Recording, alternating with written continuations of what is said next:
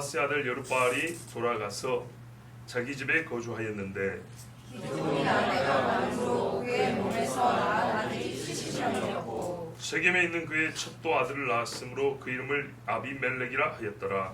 요아스의 아들 기드온이 나이가 많아 죽음에 아비의 세 사람의 오라에 있는 그의 아버지 요아스의 묘실에 장사되었더라. 기드온이 이미 죽음에 이스라엘 자손이 돌아서서 바알들을 따라가 음행하였으며 또 바알브릿을 자기들의 신으로 삼고 이스라엘 자손이 주위의 모든 원수들의 손에서 자기들을 건져내신 여호와 자기들의 하나님을 기억하지 아니하며 또 여룻바알의 아들 기드온이 이스라엘에 베푼 모든 은혜를 따라 그의 집을 후회하지도 아니하였더라. 아멘. 전쟁이 끝나고 당연히 집으로 돌아가는 것은 맞지요. 여룻바알이라 바알과 다툰 자, 바알을 싸워 무너뜨린 자가 본래 집에 갔으니까 이 동네에는 이제는 뭐가 없어야 됩니까? 바알이 없어야 되죠. 근데 안타깝게 뭐가 세워졌죠? 금애복. 제사장이 하나님 앞에 제사 지낼 때 입는 그 의복 중에 하나인데 이걸 금으로 만들어놨어요. 멀리서 보면 갑주처럼 보인다 그랬죠. 금갑주처럼. 자, 이제 그것을 자기 동네에다 세워놓고 기드온이 여기서 삽니다. 사는데 아내가 많음으로 이렇게 됐어요. 자, 정아 여기 잘 봐. 아내가 많음으로 기드온이 전에 전쟁하러 나갈 때 아내가 많았을까요? 모르죠. 물론 모르지만 그때 많기는 어려웠을 겁니다. 생각을 해보세요. 숨어서 타자하는 집에 시집갈 사람 손 들어보세요. 별로 없지요. 예, 별로 없습니다. 그런데 이 기수 이제 살면서 아내가 많아진 거예요. 그래서 나의 아들이 70명이다.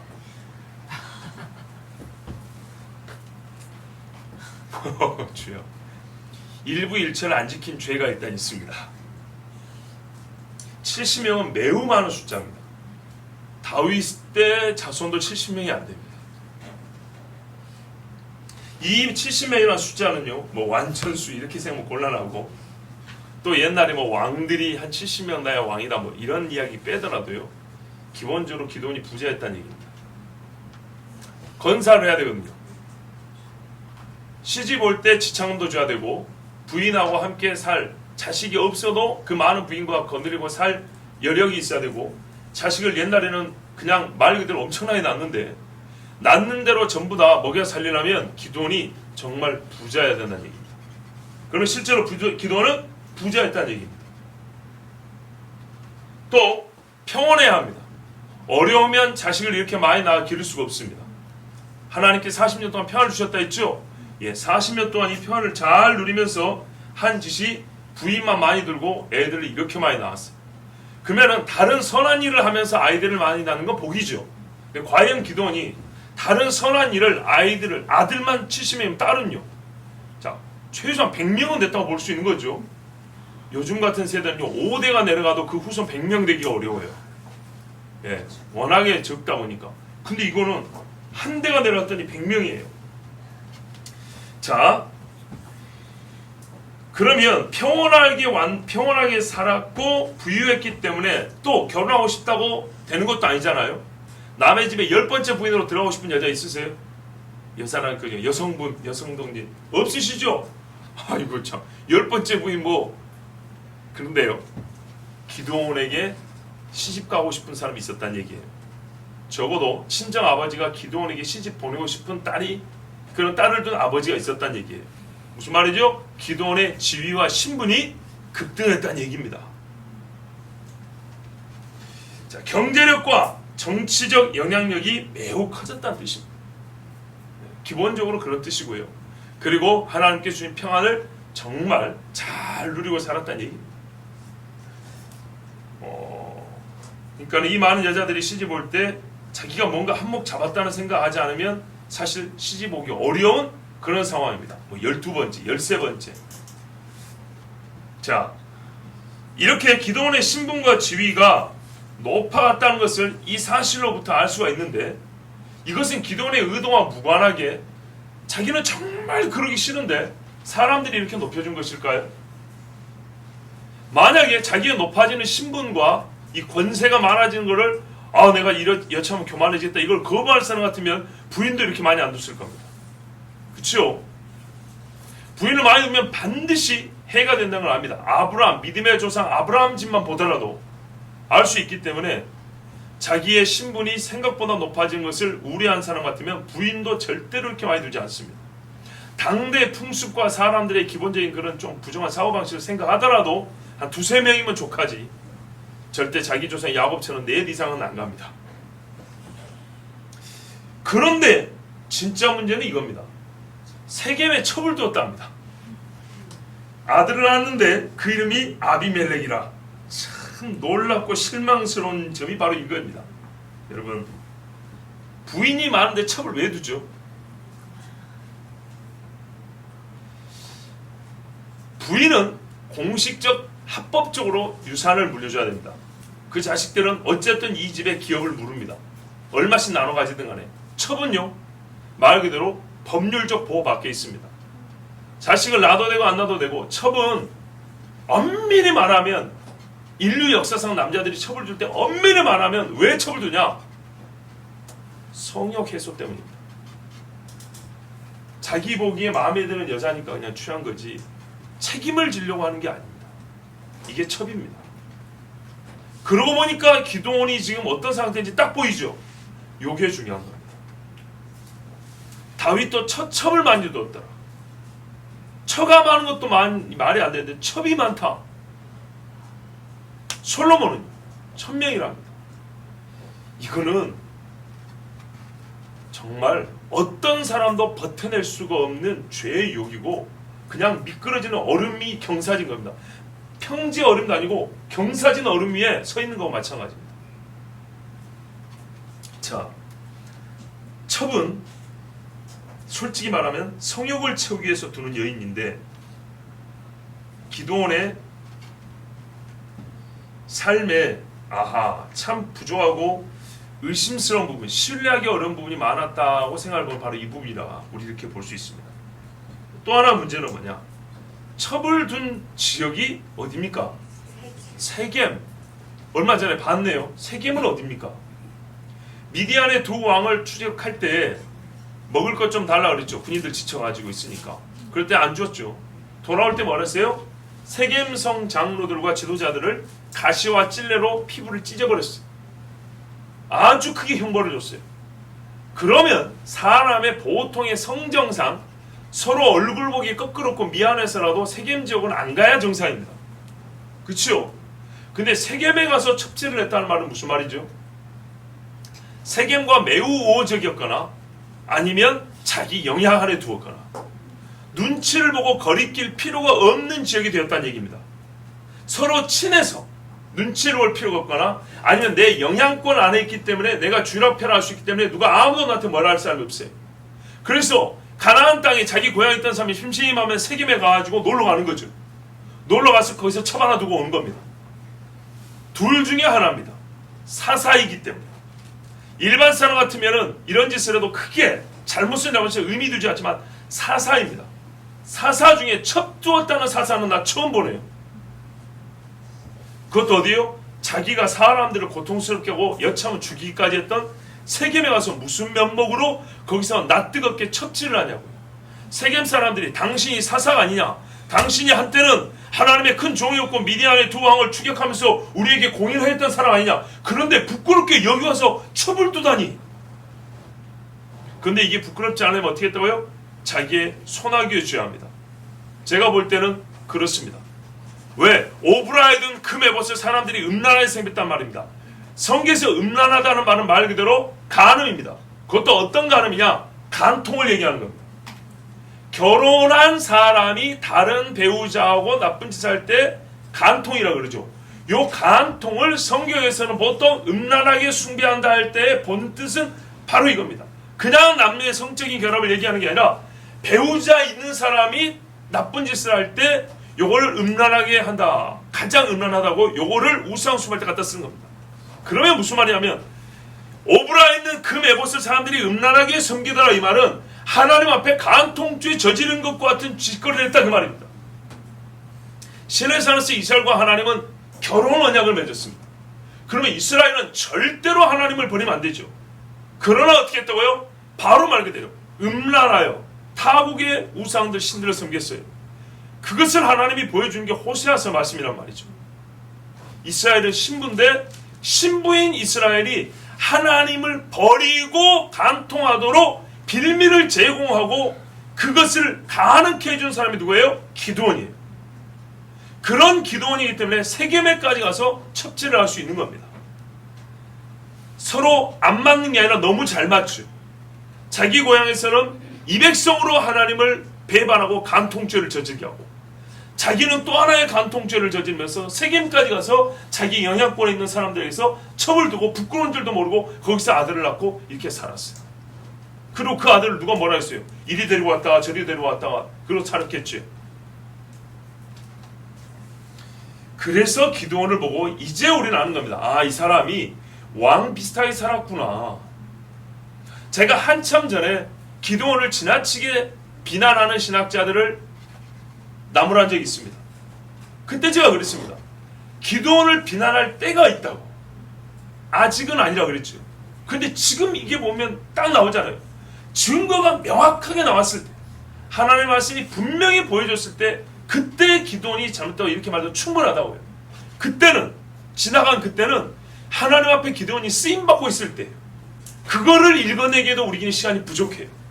얼마나 하나님이 위대한 일을 이 모자란 기드온을 데리고 하는지, 그것을 하나님의 크신 손을 보는데도 부족한 시간에 미리서 그거 비난한다고 시간을 다 쓸 수는 없는 겁니다.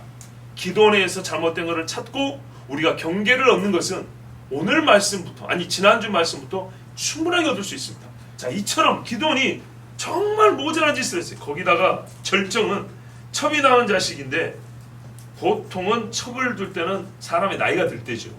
그러니까 얘가 아들 70명 중에 몇째인지는 몰라도 거의 그 아래쪽에 있었을 거라고요.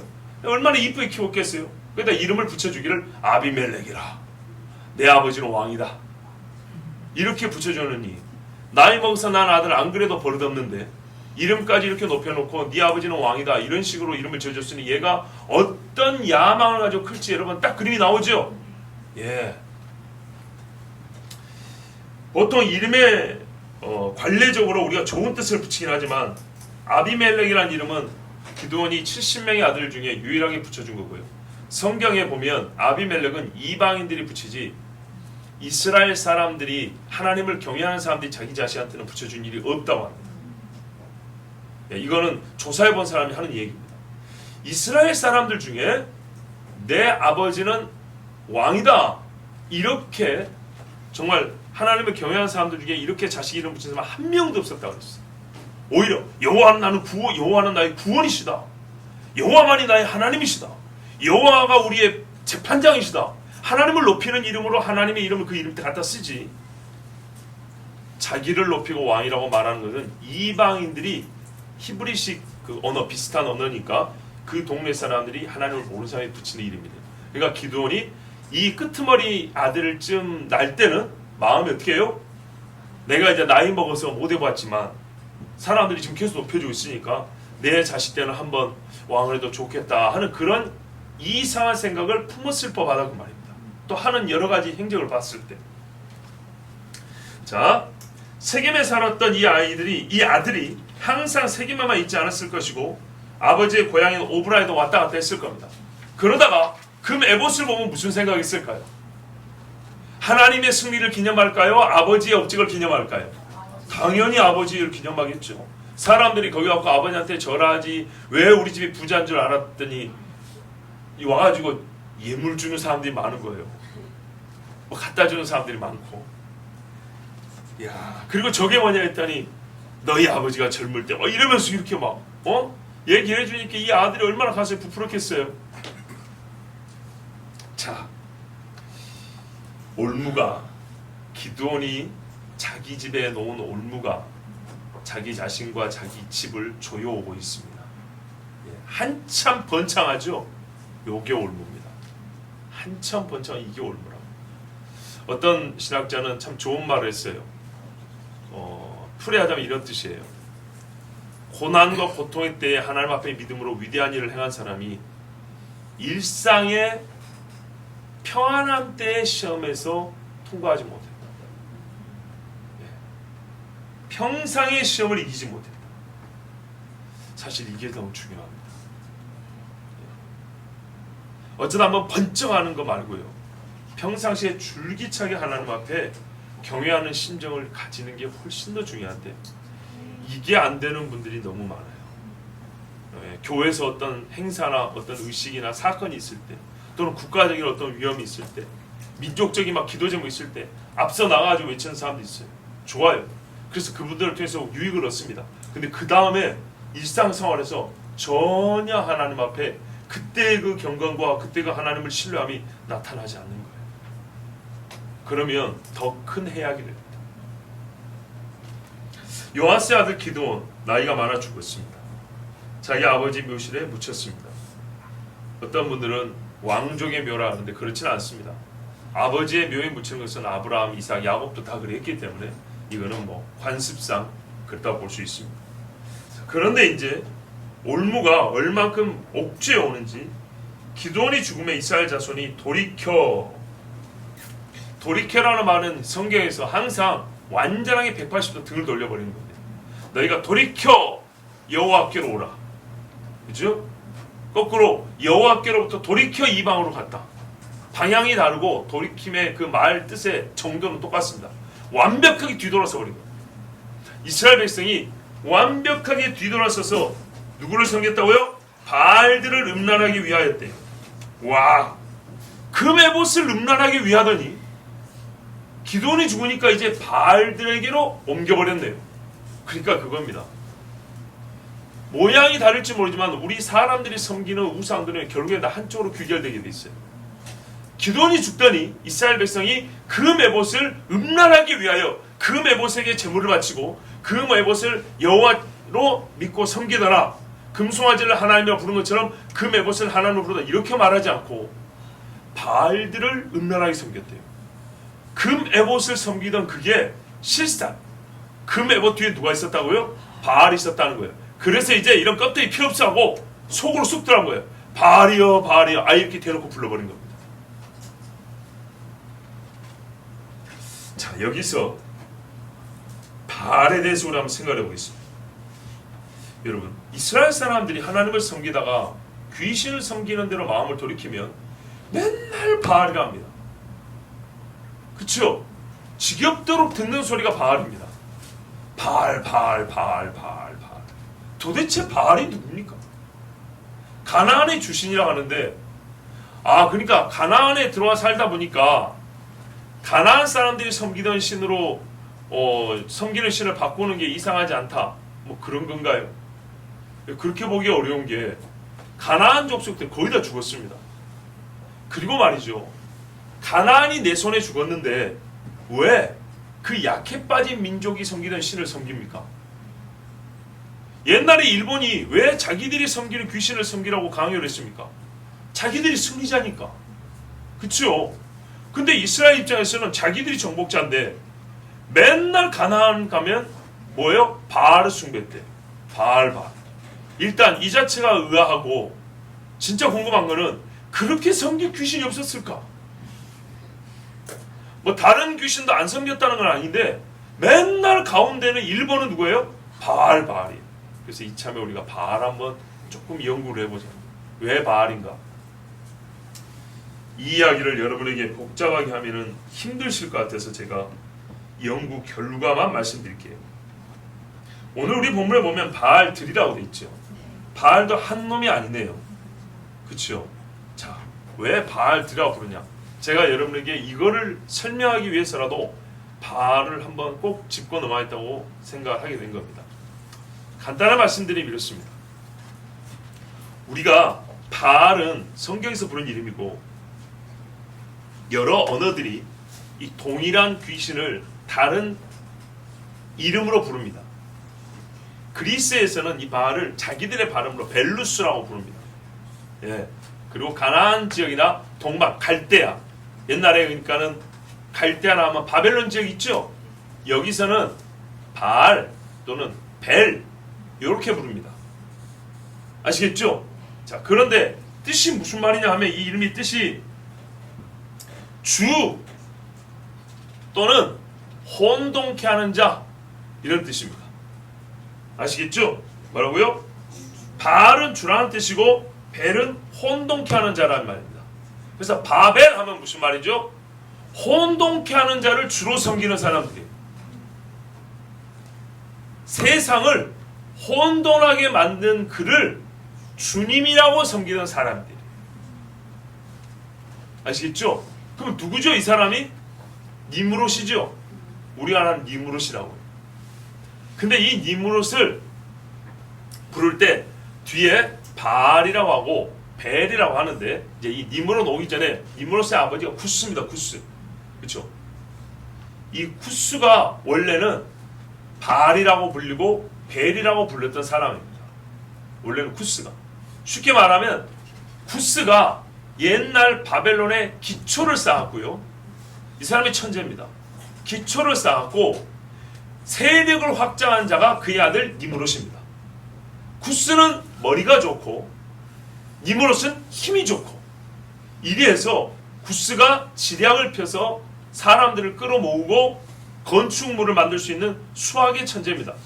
서양 신화에서 헤르메스, 바울과 바나바가 선교를 왔을 때 거기 루스드라에서 스스와 허메가 나타났다 이렇게 되어 있죠. 이 사람들이 헬라 신화를 믿었기 때문에 스스는 제우스, 허메는 헤르메스, 수학의 신입니다. 이 헤르메스가 성경의 쿠스입니다. 쿠스. 니므롯의 아버지. 예. 우리가 저번에 김필재 기자를 통해서 들었던 이런 어려운 게 합니다. 이 삼각자, 컴파스, 수학 갖고 건축하는 사람. 탑을 쌓으려면요, 벽돌로 굽기 전에 수학이 있어야 돼요. 모든 걸 수로 표현할 수 있어야 돼요. 사이즈, 강도, 시간, 호나 비율. 이해되시죠? 전부 다 수학이에요. 주사약을 하나 넣어도 몇 cc, 몇 분에 몇 방울, 전부 다 수예요. 이 수의 천재가 쿠스입니다. 역사적으로 고고학적으로 그렇게 나옵니다. 이 쿠스가 그래서 뭐예요? 기초를 쌓은 사람이에요. 틀을 잡은 사람이에요. 그리고 이거를 틀을 잡은 다음에 강력하게 확장을 시킨 인간이 니므롯이에요. 자, 그래서 쿠스가 세상을 혼돈케 한 압이라고 봅니다. 여러 신화 연구자들이 그럽니다. 이 쿠스가 정말로 그 말뜻도 그렇고요, 혼란하게 한 사람, 벨이라고 부르는 사람은 쿠스라는 거예요. 그런데 쿠스가 혼자 머리가 좋았고 혼자 가만히 있으면 안 되겠죠. 세상을 혼란스럽게 해야 되겠죠.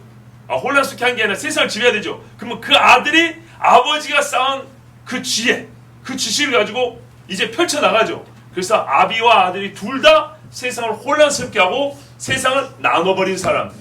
그래서 이 사람들의 이름 안에는 혼동케 하다는 이름뿐만 아니라 세상을 쪼개다, 분리하다 이런 뜻이 있어요.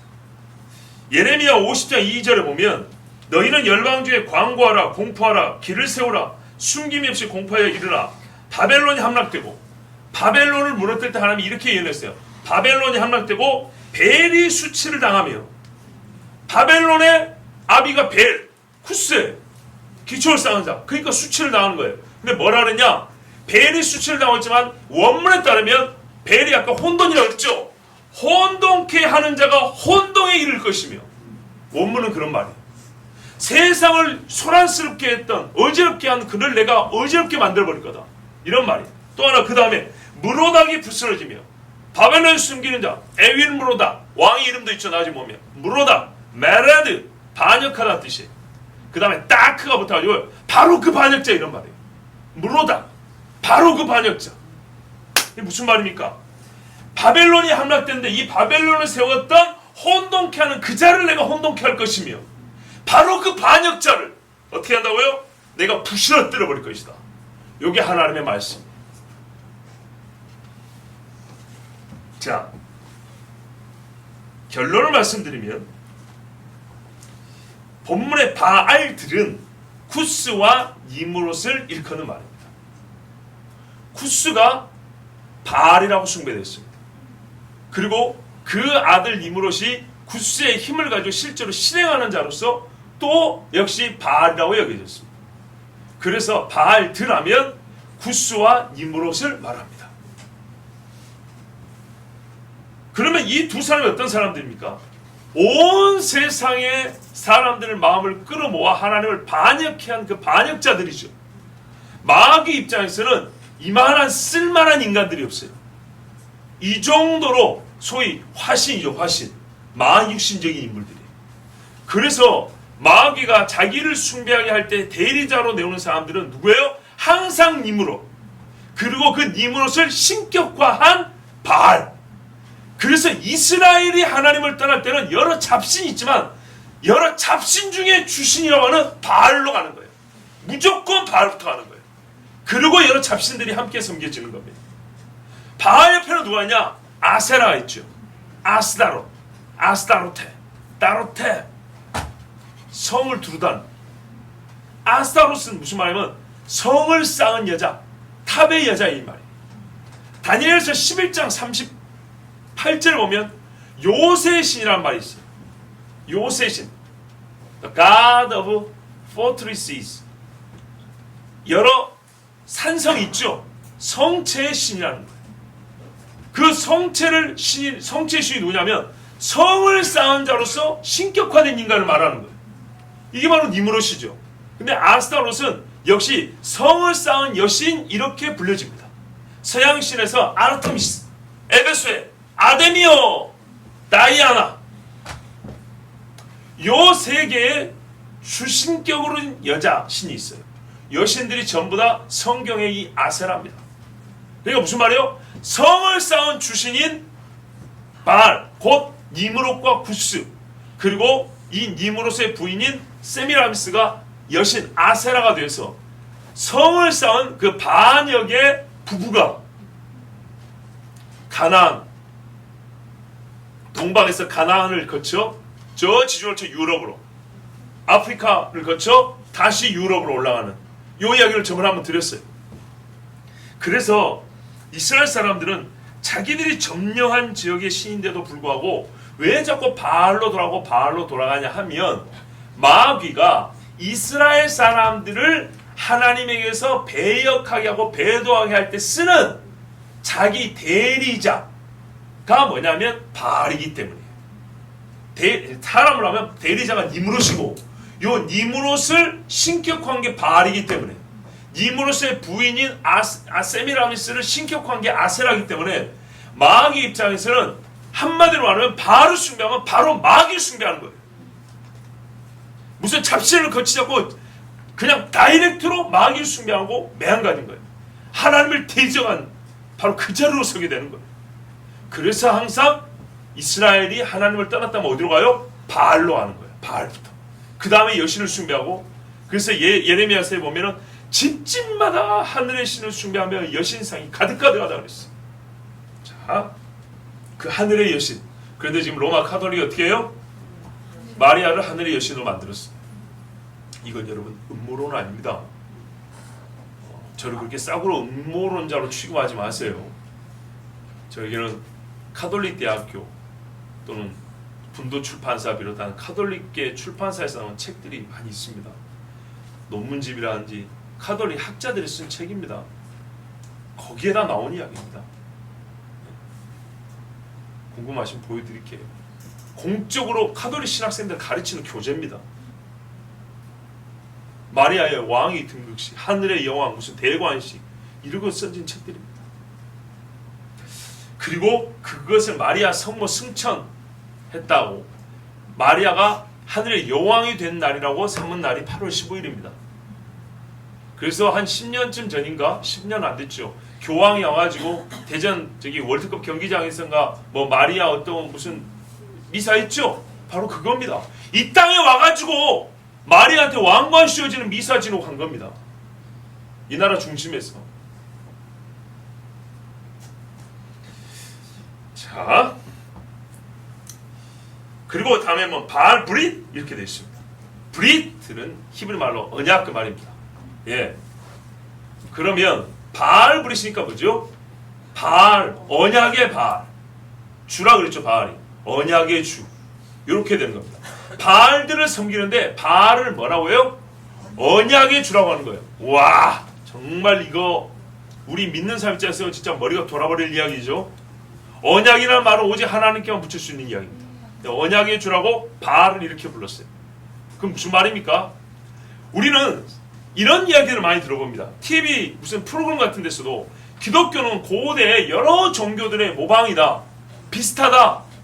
그렇죠. 왜? 신이 사람이 되었다는 이야기, 또는 자기 피를 뭐 주었다는 이야기, 죽었다가 살아났다는 이런 환생 이야기. 우리는 부활인데 걔들은 환생이라고 하고 재생이라 하니까 하여튼 비슷하다. 이런 이야기 합니다. 비슷한 게 아니죠. 말씀드린 대로 마귀가 하나님께서 처음 아담과 하와에게 예언할 때 그 옆에 있었단 말이에요. 하나님의 거대한 구원 프로젝트를 들었단 말이에요. 그러면 방해를 하려고 하겠죠. 방해하는데 제일 좋은 거 뭡니까? 유사품 만드는 겁니다. 그런데 그 유사품을 만들었다고 제가 그렇게 말해줬습니다. 그렇게 유사품을 먼저 맛보놓으니까 진품이 왔을 때, 속된 말로 진짜가 왔을 때 유사품이 먼저 있어 놓으니까 어느 게 진짜인지 사람이 헷갈리는 거예요. 시간적으로는 예수님이 늦게 왔지만 마귀는 그전부터 연막작전을 편다고 예수님 비스코로 그냥 가짜 메시아를 많이 만들어놨다고요. 근데 그 증거가 어디냐? 오늘 이 본문에도 있잖아요. 바알브릿, 언약의 주라고. 언약이라는 개념 자체가 하나님 율법 외에는 나타나지 않은 거예요. 그런데 바알을 언약으로, 즉 마육신적인 인물을 우리를 구원할 어떤 언약을 맺은 주님으로 이렇게 섬기는 사상을 갖게 되고 그거를 믿음의 내용을 가졌다는 얘기입니다. 이 사람들이 자, 바알브릿을 자기들의 신으로 삼고, 바알브릿, 엘의 아들, 구스의 아들 임롯, 결국 임롯을 자기의 신으로 삼았다, 이런 말입니다. 자, 보세요. 이것이, 근데 임롯이 나중에 아들을 낳는데 그 아들이 임롯의 환생으로 여겨집니다. 즉 죽은 자의 부활 비슷하게 여겨집니다. 그래서 임롯 숭배를 하면 당연히 어떻게 해요? 죽었다가 다시 살아나는 신의 이야기를 듣게 되고 그것을 믿음으로 갖게 됩니다. 바알을 숭배한다는 말은 그런 뜻입니다. 죽었다가 다시 살아나는 신도 믿는다, 이런 말입니다. 그러니까 그게 언약의 내용이에요. 바알브릿, 바알이 죽었다가 다시 살아나 우리를 구원한다는 그런 이야기. 그거를 우리 일상생활에서 우리는 절기를 지키죠. 이 사람들 절기가 바로 농경사회의 패턴입니다. 예, 농경주기. 그래서 씨 뿌릴 때와 거둘 때, 겨울에 죽어 있을 때, 봄에 싹이 나서 다시 살아날 때, 그래서 그 주기에 맞춰서 자기들의 신이 죽었다가 다시 살아나고 죽었다가 다시 살아나고, 그래서 40일 동안 울었다가 나중에는 좋다고 또 잔치하고 고기 뜯어먹고 이런 짓을 하는 겁니다. 자, 결국 무슨 말이죠? 바알들을 숭배하고 바알브릿을 따랐다는 얘기는 한마디로 직접적으로 마귀를 숭배한 것과 같다, 이 말입니다. 요즘식으로 말하면 사타니즘이다, 이런 뜻입니다. 어느 정도로 정말 무지막지하게 하나님을 떠났는지 아시겠죠? 그래서 하나님이 뭐라 그래요? 바알을 섬기는 놈들은 다 죽여버리라 그랬어요. 이 말이 유튜브에 올라갈 때 나는 성경대로 말합니다. 엘리야를 하나님이 하신 말씀이 그 말이에요. 아까 말했던 바알과 그의 부인이라고 하는 아세라 숭배자들은 다 끌어먹고 죽여버리라 그랬어요. 안 그러면 너희 다 지옥 간다. 어떤 귀신을 숭배하는 거다. 바알과 아세라 숭배하는 직접적으로 마귀를 숭배하는 거예요. 지금도 소위 사타니즘이라고 하는 그게 빠지는 사람들이 제일 좋아하는 귀신의 이름은 바알일 겁니다. 그 다음에 몰래. 자, 기도원이 말입니다. 세겜에 와서 첩질할 것이 아니라 뭘 해야 됩니까? 바알, 자기 이름이 여룻바알이죠. 세겜에 있는 바알잔을 끊어 없애버려야 됩니다. 그렇지 않습니까? 누가 하겠어요, 그거를? 세겜을 영향권 안에 둔 사람이 자기 아닙니까?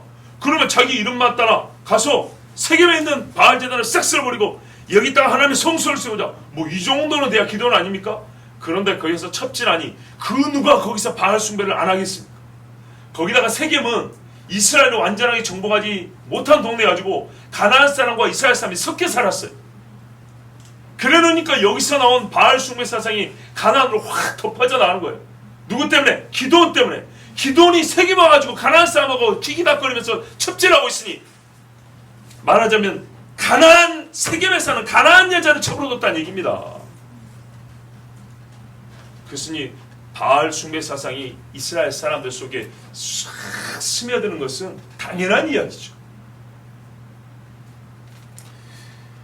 하나님의 법을 가르쳐야 될 기도원이 일상생활에서 성적 부정과 함께 우상 숭배를 정말 하지 말아야 될 관용을 베풀어 줌으로써 이스라엘 백성이 그가 죽은 후에 곧장 하나님을 떠나서 바알, 마귀를 숭배하게 만드는 장본이 되었습니다. 갈라디아서 5장 13절 17절에 형제들아 너희가 자유를 위하여 부르심을 입었으나 그러나 그 자유로 육체의 기회를 삼지 말고 오직 사랑으로 서로 종노릇하라 그랬습니다. 기드온이 하나님 앞에서 큰 자유를 얻었습니다. 숨어서 타작하던 사람이 곡식 뺏길까봐 두려워하던 사람이 온 이스라엘을 살리고 자기만 자유롭게 된 게 아니라 온 이스라엘을 자유롭게 하는 사람이 되었습니다. 그런데 그가 그 자유를 뭐였어요? 육체의 기회를 삼았습니다. 뭐 빼도 박도 못하는 정확한 적용입니다. 그 육체의 기회를 삼고 이스라엘 백성이 하나님께 나오는 길을 오히려 방해하게 되어버렸습니다. 그러면 어떻게 됐습니까? 개가 그 토하였던 곳에 돌아오고 돼지가 씻었다가 그 더러운 구덩이에 빠진다는 베드로후서 말씀대로 된 겁니다. 이스라엘 백성이 하나님 앞에 큰 은혜를 받았죠. 큰 은혜를 받았는데 이 은혜를 망각하고 돼지처럼 개처럼 돌아가면 어떻게 되냐? 성경이 뭐라 하냐면 만일 저희가 우리 주 되신 구주 예수 그리스도를 알므로 세상의 더러움을 피한 후에 다시 그 중에 얽매이고 지면 그 나중 형편이 처음보다 더 심하리니 의의 도를 안 후에 받은 거룩한 명령을 저버리는 것보다 알지 못하는 것이 도리어 저희에게 나으니라 그랬어요. 그러니까 기드온이 지나간 다음에 이스라엘의 타락이 더 심해진 겁니다. 그 심해진 증거가 뭐냐고요? 우리가 다음 주에 볼 말씀입니다. 역시 최초로 첩질한 사사 이후 최초로 이스라엘 백성 때문에 이스라엘이 고통을 당하는 때가 오는 겁니다. 그 아들 때문에. 또 최초로 그 이스라엘 최초로 이스라엘을 고통스럽게 이스라엘 사람들이 되면 사사 아들입니다. 사사 아들 때문에 또 다른 사사가 필요할 지경이 되어버렸습니다. 하나님이 주신 자유를 육체의 기회를 삼되 써버리면 정말 개가 토한 것에다가 또 돌아와서 다시 핥아먹고 돼지가 똥 싼 데서 뒹구는 것보다 더 험하게 되는 겁니다. 갈라디아서 말하니까 너희는 성령을 쫓아 행하라. 그리하면 육체의 욕심을 이루지 아니하리라. 육체의 소욕은 성령을 거스르고 성령의 소욕은 육체를 거스르나니 이 둘이 서로 대적함으로 너희의 원하는 것을 하지 못하게 하리 함이니라. 아멘. 그런데 성경이 이런 말씀이죠. 성령이 근심하여 떠난다 그랬죠. 바로 기드온이 그런 거예요. 처음에 믿음이 없었는데 하나님의 영으로 부어주니까 하나님의 영으로 옷 입고 미디안을 쳐 이겼지 않습니까? 근데 지금 기드온에게 하나님의 영이 옷 입혀 있습니까? 육체의 욕심을 따라하는데 하나님의 영이 어디 있어요? 그런데 분명히 충돌할 때가 있었을 겁니다. 충돌할 때 하나님의 옷을 입고 있을 때 이 음행과 우상숭배 문제를 보고 마음의 양심에 충돌이 났을 때 성령을 의지해야 되는데 충돌이 났을 때 하나님의 옷을 벗어버리고 세상의 육체적인 옷을 입어버렸어요. 이렇게 해서 자기와 자기 집이 올매 갇힌 집들이 우리 눈앞에도 적지 않습니다. 이렇게 바알을 숭배하니까 동시에 이 사람들은 하나님을 잊어버리게 됐습니다. 사면 모든 대적의 손에서 자기를 건져내신 여호와, 구원하신 하나님이죠. 하나님께 대한 헌신을 포기해버렸습니다. 자기들이 하나님을 기억지 아니하며, 여러분 기억하지 아니한다는 것은 의도적으로 잊어버렸다는 얘기입니다. 사람은 가만두면 잊어진다 그랬죠. 망각은 자연스럽습니다. 근데 성경에는 뭐라 하냐? 특히 신명기는 기억하라 기억하라 잊지 말라 그럽니다. 사람이 가만두면 잊기 때문에 무슨 말이죠? 능동적으로 적극적으로 잊어버림을 막으란 얘기입니다. 그래서 기록하라 그러고 그래서 새겨놓으라고 절기를 지키라 합니다. 하나님은 기억하라 한 다음에 잊어버리지 않도록 장치를 마련해줬습니다. 그런데 잊어버렸다는 말은 무슨 말입니까? 잊어버림이 우리 다른 일은 자연스럽지만 하나님이 하신 말씀을 잊어버렸다는 것은 그 잊어버림 자체가 고의범죄입니다. 잊지 않을 수 있도록 해줬는데 그것을 거부하여 잊어버린 고의범죄. 의도적인 잊음입니다. 진짜로 절기를 지키면서 어떻게 하나님을 잊을 수 있습니까? 하나님 앞에 바른 예물을 드리면서 어떻게 하나님의 은혜를 잊을 수 있습니까? 타작을 하면서 작년 10년 전 타작마당을 생각해 본다면 어떻게 하나님의 은혜를 잊을 수 있습니까? 그리고 이 잊었다는 것은 완전히 잊은 다음에 잊어버린 행동을 합니까? 그러지 않습니다. 고의적으로 잊어버려가면서 잊은 것처럼 행동을 취하기 시작합니다. 잊어버렸다는 얘기는 완전히 잊히기 전부터 잊은 것처럼 행동하는 것을 포함합니다. 왜요? 우상을 품고 싶고 정욕을 추구하며 살고 싶으니까. 그래서 그랬어, 나 깜빡했네 이런다고요.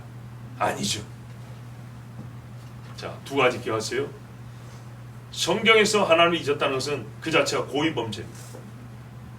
그리고 이 고의범죄는 완전히 잊은 다음에서야 정말 악한 짓을 저지르는 것이 아니라 잊어버려 가면서 벌써 다 잊은 것처럼 행동은 더 앞서 나갑니다. 여러분도 그렇지 않습니까? 자, 우리가 임직자들 여기 계시는데 제가 매우 실질적인 조언 내지는 권면, 이미 권면을 말씀드렸지만 제가 좀 다른 측면에 말씀드릴게요. 이 임직 받음에 있어서 처음에는 두렵고 떨리기도 합니다. 긴장도 됩니다. 교인들이 새 이름을 부르는데 부끄럽지 않아야지. 장로 권사라고 불러주는데 내가 부끄럽지 않아야지. 혹 흠잡힐까봐 긴장도 됩니다. 근데 그거 얼마 못 갑니다. 진짜 얼마 못 갑니다. 몇 달 안 갑니다. 그리고 또 하나는 교인들이 전처럼 집사로 부르는가, 나를 장로로 부르는가, 권사로 부르는가, 이거 귀를 쫑긋 세우게 되어 있습니다. 그래서 옛날 직분 이름을 불러주면 섭섭합니다. 무시하는 건가, 못마땅한 건가, 이런 생각도 하게 되어 있습니다. 입에 붙어서 말이 잘 안 바뀌어서 그런 건데도 당사자 입장에서는 못마땅해서 저렇게 부르나, 나를 무시해서 저렇게 부르나 이런다고요. 그래서 어느 때까지만 이 집사, 이 장로 권사의 직분에 대한 어떤 긴장성이 유지되냐면 교인들의 입에 새 직분 이름이 거의 붙을 때까지. 이제 붙고 나면 별로 긴장 안 합니다. 이게 사람의 성정이 본성이 그렇습니다. 그 다음부터가 진짜입니다. 몇 달 동안은 이런 모양이든 저런 모양이든 어쨌든 긴장하게 돼 있어요. 예. 그런데 보통의 이제 일반 성도님들이 나의 새 직분 이름을 자연스럽게 불러줄 정도쯤 되면, 희한하게 내 마음도 그때쯤 되면 풀어집니다. 자, 선배들한테 물어보세요. 대충 맞는가 안 맞는가? 대충 맞아요. 그러다가 어떤 이제 무슨 계기가 있으면 한 번씩 하지만 일상생활에서 말이죠. 지금의 이 긴장이 끝까지 유지돼야 됩니다. 일상생활에서 꾸준하게 나타나요. 잊어버리면 안 됩니다.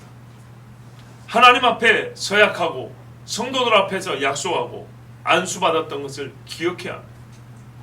바울이 디모데에게 그랬죠. 네가 안수받을 때 받은 은사랍니다. 이 문구를 조금 바꾸면 네가 안수받을 때 하나님 앞에 서약한 것, 안수받을 때 흘렸던 눈물, 안수받을 때 두려움, 안수받을 때 적어도 믿음의 성도들의 눈을 의식했던 그 의식만이라도 이게 무뎌지면 안 됩니다. 기억하셔야 됩니다. 또 여룻바알이라 하는 기드온이 이스라엘에 베푼 모든 은혜를 따라서 그 집을 후대하지도 아니하였다. 자, 기드온이 이스라엘에 베푼 은혜가 있습니다. 예, 분명히 기드온 때문에 40년 동안 평안하게 산 건 맞습니다. 그러면 사람들이 어떻게 되죠? 그것을 따라서 그의 집을 후대해야 된다 그랬죠. 자,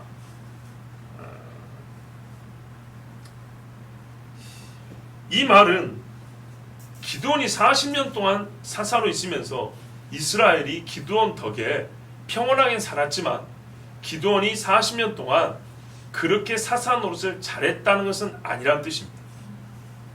잘했으면 그 후에 이스라엘 사람들이 기드온이 죽은 다음에 이렇게 빨리 돌아가지 않습니다.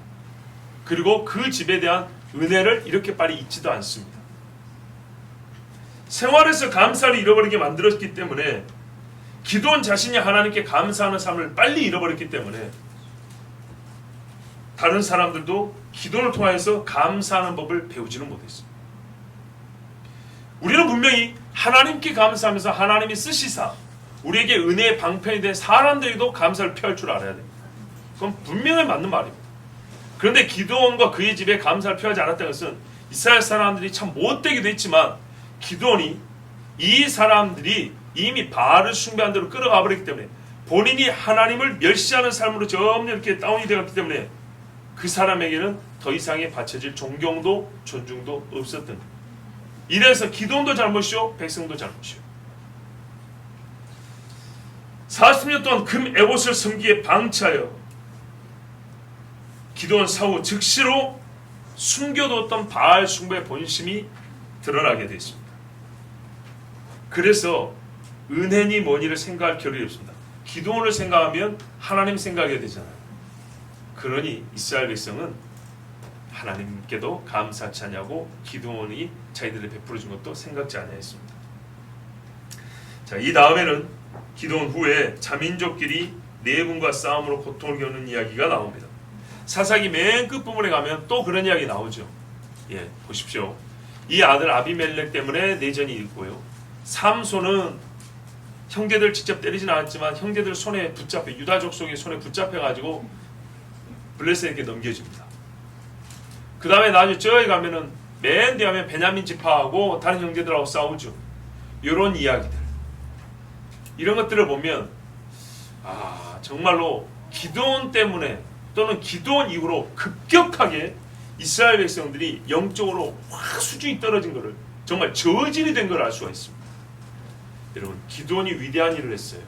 분명히 위대한 일을 했어요. 그 앞선 사사들보다 전쟁의 승리가 제일 컸어요. 제일 큰 승리를 맛봤는데 이 제일 큰 승리를 그 똑같은 전쟁을 하지만 그 승리할 때의 경건성을 그대로 일상생활에서 유지하는데 일상생활에서 이 경건이 필요 없는 걸로 생각했는 거예요. 이 전쟁에 얻은 자유만 일상생활에서 누려버렸어요. 그러니까 어떻게 되죠? 전보다 더 험하게 돌아가는 거예요. 이제는 형제들끼리 피를 흘리고 싸우게 된 거예요. 나중에 베냐민 지파하고 열 지파하고 싸울 때는 말이죠, 사사가 필요가 없어요. 중재자도 없어요. 자, 우리가 이제 여기까지 읽고 조금 생각해 볼 말씀이 있습니다. 기드온이 승리한 후에 만든 것은 에봇이었습니다. 금이 됐건 뭐가 됐건 어쨌든 에봇이었습니다. 에봇이 상징하는 1차적 의미는 하나님의 뜻을 앓는, 이스라엘에게 하나님의 뜻을 계시할 때 주는 도구입니다. 그래서 하나님의 뜻을 따른다는 상징성도 들어있습니다. 그런데 이 에봇을 기드온이 만들 건 아닙니다. 그것도 금으로 만들어서는 안 됩니다. 그리고 그것을 산 위에다가 이렇게 걸어놔서도 안 됩니다. 자, 보세요. 에봇이라는 것 자체는 거룩한 상징물입니다. 거룩한 상징성을 가지고 있지만 그것에 불순한 의도와 옳지 않은 방법들을 가미를 해버리면 어떻게 됩니까? 웬만한 우상들보다 더 더럽고 악한 우상이 되어버립니다. 우리가 신앙생활에서 그래서 섞으면 안 되는 겁니다. 정말 조심해야 됩니다. 처음에 좋게 시작한 것 같지만 이게 거기에 불순한 게 조금 들어가면 정말 생각도 우리 엉뚱하다 그러죠. 엉뚱하게도 우리 삶에 죄로 말미암아 불이 붙게 되어 있습니다. 또 하나, 예수님이 누가복음 17장 10절에 보면 뭐라 하느냐면, 이와 같이 너희도 명령을 받은 것을 다 행한 후에 이르기를 우리는 무익한 종이라 우리가 하여야 할 일을 한 것뿐이라 할지니라 그랬어요. 이거보다 나은 말이 없습니다. 종은 해야 할 일을 했을 뿐입니다. 왜 더 나은 말을 알지 못합니다. 이거보다 유익한 것도 없습니다. 이렇게 말하면 주인은 그를 더 높여줍니다. 이렇게 말할 줄 아는 사람은요, 자기가 일을 함으로써 얻은 명예와 영광을 일상으로 가져오지 않습니다. 잘 보십시오. 그 위대한 일을 할 때의 열심과 헌신은 일상으로 가져옵니다. 그러나 위대한 일을 해서 얻은 영광은 그것을 일상으로 가져와서 늘 자기가 취하지는 않습니다. 그런데 기도는 요거를, 그 영광을 일상으로 가져와 버렸어요. 그 전쟁은 끝나야 되는 거예요. 하나님께 찬송하고 이제 내 이름은 없는 거예요. 근데 자기 이름 있는 곳으로 영광을 가져와 버렸어요. 여기에 우리가 망하는 길이 숨어 있다는 겁니다. 그래서 하나님 앞에 겸손히 오늘의 일을 해야 합니다. 종합해서 이렇게 한번 묻고 싶습니다. 정말 이럴 수 있는가? 도대체 인간이란 왜 이 모양일까? 여러분, 이 큰 전쟁을 그 많은 종살이를 하고 하나님께서 정말 기적으로 살려줬는데도 불구하고 사람은 왜 도대체 이렇게 생겨먹었을까? 우리 말이에요. 우리 기도해 볼까요? 우리는 왜 이렇게 못 대처먹었을까 진짜? 왜 이 속에는 선한 것이 눈꽃만큼도 나오지는 못하고 하나님이 간섭해 주지 아니하시면 하나님의 영이 한 번이라도 우리를 이렇게 터치를 안 해주시면 순수 우리 마음속에서는 요만큼도 좋은 것이 나오질 않아요. 정말 이게 인간이에요. 철저하게 깨달아야 됩니다. 선한 것이 없어요. 그래서 정말 통탄의 소리가 나오는 거예요. 예, 제가 지금 설교를 하기 때문에 말씀을 이렇게 분석하고 여러분에게 설명을 해드려야 되기 때문에 말씀을 드리지만 종합해서 우리는 먼저 뭐랄까요? 우리 이 마음에 주시는 이 감동을 얘기하면 답답해 죽겠고 한심스러워요. 한심스러워. 사람이 왜 이 모양이냐. 근데 이게요 진짜 슬픈 거는 남 얘기가 아니라는 거예요.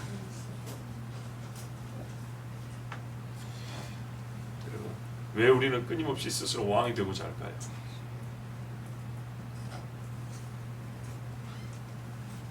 이 질문에 여러분 동의하시죠? 그러면은 제가 이 말을 좀 바꿔 말할까요? 여러분과 나는 늘 항상 하나님의 영이 붙잡아 주지 않으면 언제라도 바알 숭배자가 될 수 있다는 걸 아셔야 합니다. 우리는 원래 바알 숭배자고 지금이라도 하나님의 손이 우리를 놔버리시면 우리는 당장 바알 숭배자가 됩니다. 스스로 왕이 되고자 하는 본성, 우리에게도 기드온 같은 마음이 있습니다. 이렇게 인자하는 분이라면 앞에 말씀을 여러분 연관해서 생각해보세요. 말을 바꾸면 진짜 이게 무서운 말인데 내가 바알 숭배자는 얘기입니다.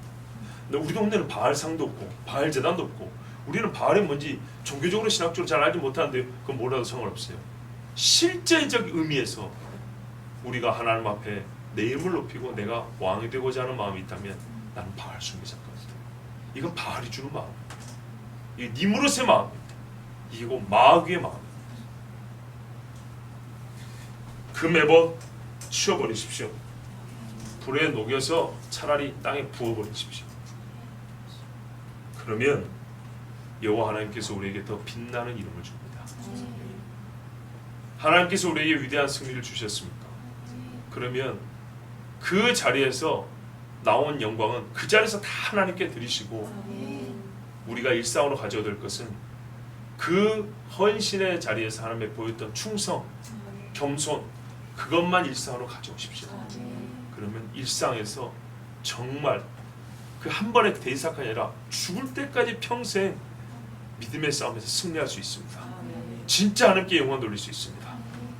그렇게 우리를 인도하신 하나님께 간구하며 믿음 있는 자들에게 하나님께서 그렇게 해주실 줄로 믿습니다. 그렇게 기도합니다.